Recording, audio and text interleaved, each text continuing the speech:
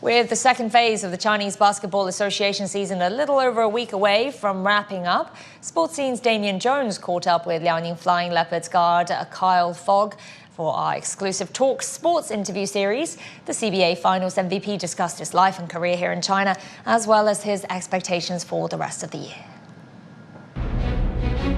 The MVP, number 4, Kyle Fogg from Liaoning. I'm Kyle Fogg, point guard, shooting guard for the Liaoning Flying Leopards.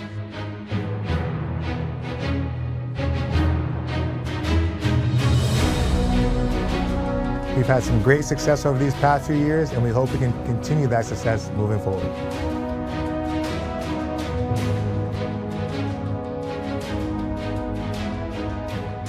We haven't seen each other in a long time, Kyle, so that means we have a whole lot of catching up to do. And that starts with the fact that you're now a 3-time CBA champion. So how does it feel having helped turn Liaoning into the league's newest dynasty? It feels amazing. Like you said, it's been a while since we talked, so it's great to see you and be here talking with you. Liaoning has historically been an amazing team, so it was nice to join a team like that and be able to kind of do my part and help them win a few championships. Winning the 3rd championship last spring, that might have been the most impressive for you because you got the MVP award. And I know most players don't go into a championship series like that thinking about individual honors. But what did you do to kind of make any adjustments and step up to do everything that the team needed you to do?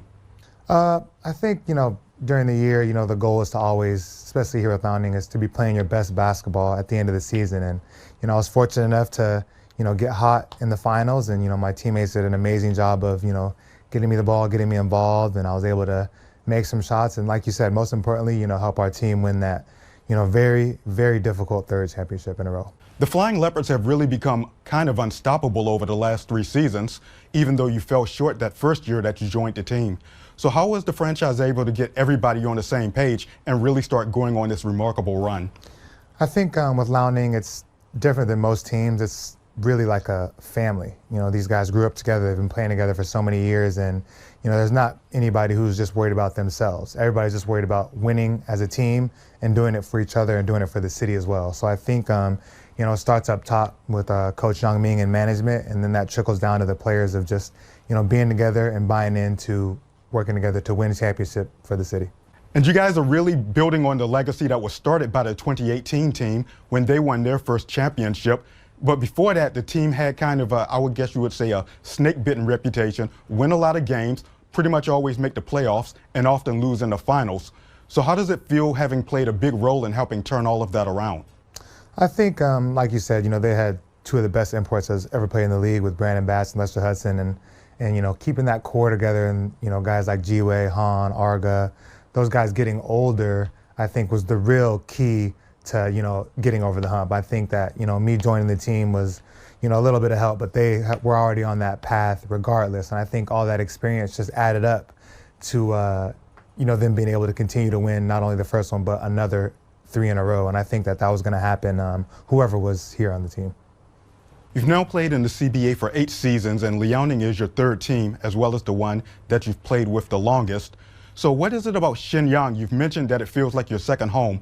What is it that makes you feel so comfortable there compared with Guangzhou or Beijing where you were before?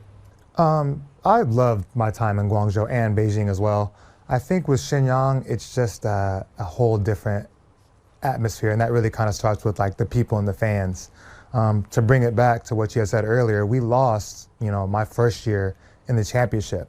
And when we got home, I've never seen anything like it. I've told this story before, but there were just thousands of fans, waiting for us at the airport, cheering for us, excited for us, happy to see us, even though we lost in the finals. And I expected people to be angry and upset, but they were proud of us and happy just because of the effort that we gave. Even though we lost, they were still supporting us. So I think that type of energy is just unmatched in the CBA, and honestly, for that matter, unmatched anywhere where I've played in my entire career. Speaking of Shenyang, aside from obviously playing games and attending practices, what else do you do because the weather is so different compared to your native California? Yeah, it's extremely cold, but you get used to it. I've played in places like Finland and Germany and Europe that get very cold. So, you get used to it, and you still do your regular activities. Obviously, you just have to put on a little bit of bigger coat, but during the year, I'm very locked in, so not too much time for anything else besides just trying to go out there and help my team win. So no skiing, ice skating, or any of Nah, those we stay away from the ice skating rink. That's a hazard, so we can't get injured like that. I know you've got a growing family, and your wife and daughters were here recently, and you had a chance to spend some time with them. But what's that impression been like of having them in China with you? It was amazing. My wife has been out here, and my wife and my oldest daughter were out here a couple years ago. So it's always great having them. The team was great with them. The fans were extremely respectful of them and helping them out whenever they had the chance. So it was great having them out here and having them come to see the games and hang out for a little bit. And now they're heading back home, so it's time to continue to work. And staying with matters on the home front, who are some of the players that you watched when you were growing up and maybe kind of patterned your game after? I think growing up, just a lot of the point guards were favorite players, from Allen Iverson to Marbury, Dwayne Wade, who I watched. Kobe, of course, being from LA, was probably number one. But I think the NBA was a ton of fun to watch then, and definitely was a huge Laker fan growing up. So all those guys, and then of course even the older era like Michael Jordan and the Bulls were just a ton of fun to watch back in the day. So watching those guys growing up, they gave you one impression of basketball. Then when you came over here to China, what were your impressions of the sport over here in this country? You always hear about how basketball is in China, and that they have some great fans and a ton of arenas. And I think just getting out here, it was even bigger than I had expected it to be. They treat us very well out here. If you're a foreigner, just from the fans to the different teams and clubs. And I think it's just an amazing experience to be able to go out there and perform here and play in China.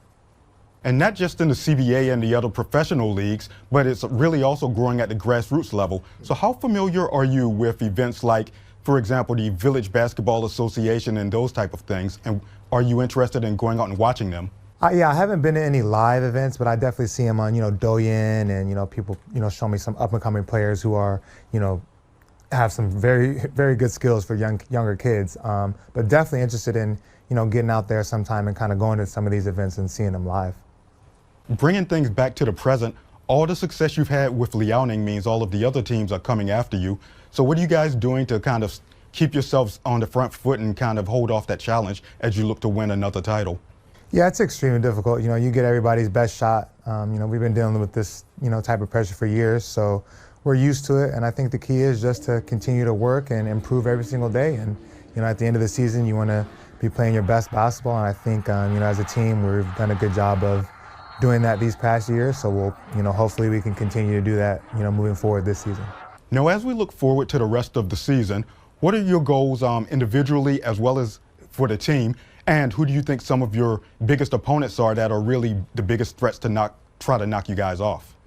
The league is extremely competitive this year. I mean, you can look at anybody in the top four. You got Guangxia, Xinjiang, Shaanxi, Beijing Ducks, and even teams like Shandong and Beikong, and are very competitive this year. So this year it's anybody's year. A lot of competition out there. So it's going to be a very difficult season for us to try to compete for a fourth championship, but we'll see what we can do.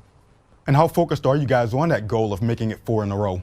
I think for us, we just take it day by day, try not to look too far into the future, and just try to be the best team we can be today and tomorrow and the next day. And usually, at least in the past, when we take those steps, things do work out well for us.